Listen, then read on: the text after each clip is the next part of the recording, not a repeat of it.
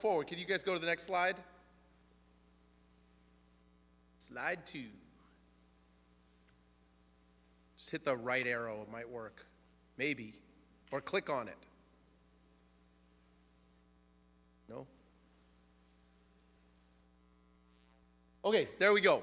So the very first question is, what habits or behaviors are turn-offs for you? I thought you guys might like this one. What are your turn-offs, okay? What behavior? Okay, don't say things about body types, okay? That's not what we're doing here. That's mean, okay? There's just mean things that people say.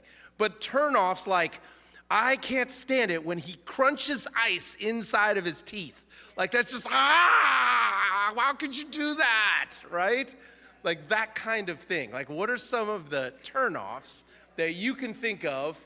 And turn-off means it makes you not feel that romantic, okay? From a marriage perspective, if we were at a marriage retreat, it would be, what are the things that make it so you don't want to have sex that evening, okay? But since we're a mixed crowd, I'm not going to say those words. I'm instead going to say, what may cause you to not want to be romantic. And I'm kidding, of course. We're going to say a lot of stuff that you don't normally hear in church, and that's okay, because Song of Songs has got a lot of stuff in there that you wouldn't normally hear in church. So it's going to be a lot of fun. So some of the turnoffs, drugs and alcohol, that makes sense. Unfocused, okay? Right? Like they can't seem to look you in the eyes, right? Not being open to change, okay? Like I am set in my ways. Nobody's going to change me, right? Weak faith, like someone who's like, man, I don't know if God's going to do it. We'll see. If they're not a good listener, right? Like they're off, they just told you about their day, and then when you start to tell them about your day, it's like, hey, what are we having for dinner, right? And it's like on to something else, right? Arrogance, yuck. That's a good one. I like that. Loud chewing. Ooh, you're going to have to like record yourself and find out if that's you, because loud chewers have no idea, right? Degrading comments, dumb arguing, right? Arguing about dumb things, right? Dishes being left in the sink. Uh-oh. There's like over 60% of us right there. Uh-oh. Silent treatment. And why do people do it at work? Why do people do it at work? They leave their dishes there. The whole office can see it. It's right there, right? Silent treatments. That's, some people are asking for that, but some people don't like that. So that's a turnoff for some people. For others, they're like, oh yeah, I could use some silent treatment. Wow, loud chewing is on there twice. So if you're friends with both the people that put that up there, okay, here, scroll down a little, or scroll up. Are you guys able to? Yeah, there we go. Cutting someone off when they speak. Okay. Knock, knock. Interrupting cow. Moo. Anyway. Eating with their mouth open. Right. That's called seafood, right? Seafood. No eye contact. Okay, that's the unfocused thing again. Degrading. Okay, laziness. Smacking your food. Oh, wow, yeah. But you know what? That's how you enjoy it more, isn't it? Like it's like, rude personality. Okay, prideful, loud. Is that cheering? Is that supposed to be cheering? You don't have to answer if you put it up there. Oh, it's probably chewing. Yeah, because loud cheering is kind of the point, right? Like you're, yeah, whoa. That's too quiet, right? So loud chewing, that makes more sense. Okay, emotional instability. Okay, what other turnoffs? Scroll up a little bit more. Ooh, leaving clothes around the house. I know. Like somebody just, they leave their pants there and it's like they teleported, right? Like there was like it's like Jesus whisked everybody up in the rapture and their socks and their pants are like left right there. What happened, right? Stubborn. Cursing excessively. Cursing even a little.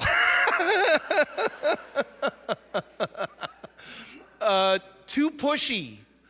Stealing, being in a gang, being rude, no common sense, no self-awareness. I think those were all meant to be separate things, but woe to the person who has all of them. No manners, a dirty house. Dirty house, okay. Brothers, when you invite sisters over for dates, make sure you clean up before they show up, because they're going to look and go, oh, so this is what I'm in for. I just realized I think I might have left the fridge open. I'm going to go, right? So then they take off. Brushing their teeth with, it says brushing her teeth with her mouth open. That's oddly specific.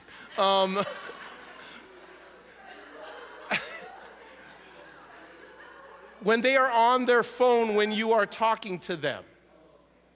Wait, on their phone texting or on their phone talking? You don't have to answer. It's okay. Inconsistency, bad communication, no eye contact. Yep.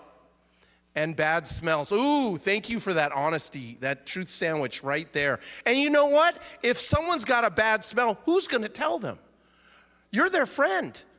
You're their friend because you haven't told them, right? How are they going to ever find out? They need like a super good friend who's willing to let the friendship drop by 50% by telling that person, hey, I know it's been 8 years since I've known you, but you actually have a body odor that you kind of need to do something about. It's so hard. How do you tell somebody?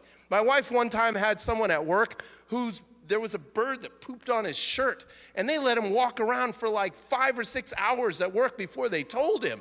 And he didn't tell him till he was up in front of the entire group of people in a meeting, nice blue, cobalt blue shirt, and they're all giggling, and he's like, what are you guys giggling at? And they were like, and he looked down and he's like, oh my gosh, you guys let me walk around all day with the bird poop on my shirt.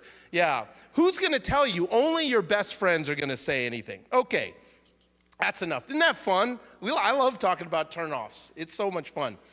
I'm gonna record all these and email them out to you guys.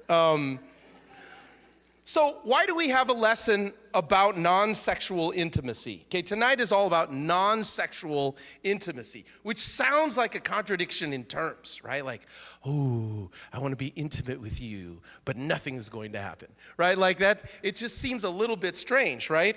And the reason why we're doing that is because the topic of sexual intimacy is such a big topic that we need a whole midweek just for that lesson, and we need a couple that is altogether legendary to give it. And that is why next week the Galleons will be giving the lesson on sexual intimacy. Woohoo! And the other reason why is because sexual intimacy needs non-sexual intimacy as a prerequisite for sexual intimacy. It's true. I mean, and marrieds know this, okay? If you have been working hard all day, you woke up early, you had to take care of a bunch of chores, right? And you had to head off to work, and you come home, and the kids are going crazy, and so then you got to cook, and then you got to clean up, and there's people calling, and then, oh, you forgot it's midweek, so you show up half an hour late, and then you come back, and then you got to clean up the dishes because you couldn't wash them before midweek, so you got to deal with that. And now it's like you guys have been running. It's like 10:30, 11 o'clock at night, and your spouse turns to you and goes, well, what do you think? And you're like, are you serious? Like, I'm dead. Like, I can barely keep my eyes, so I don't even want to watch TV. How are we going to do that, right? And so this is what happens is if there's no intimacy, non-sexual intimacy, there is no way that sexual intimacy is going to happen at the end of that night, right? Because people have just been going nuts, and you've been going crazy, and there hasn't been time to hold hands. There hasn't been time to talk about how your day went. There hasn't been time to smile and laugh and do something fun together. And so it'd be weird if it was like, okay, let's go. Let's do the marital thing, right? And that would be really, really hard. And so that's why we have a whole lesson on non-sexual intimacy. Now, those of you that are single might be saying, should I really be here for this lesson, right? Isn't this just for the marrieds? The answer is no. It's good for you to hear this, okay? It's good for you to understand this, because understanding non-sexual intimacy is really important for all your relationships, not just the person that you're going to be with, but your friends, your family, later on your kids. You got to learn how to be intimate with people. Not only that, but in John 13, 34, and 35, what are we commanded to do? Love one another. And so as disciples, we're supposed to be intimate with each other. And so to start off, we have to define a couple of things. So I want to ask you guys real quick, I'll just take like 2 or 3 answers. What is the purpose of sex? What is the purpose of sex? Yeah, Vincent. Okay, reproduction, right?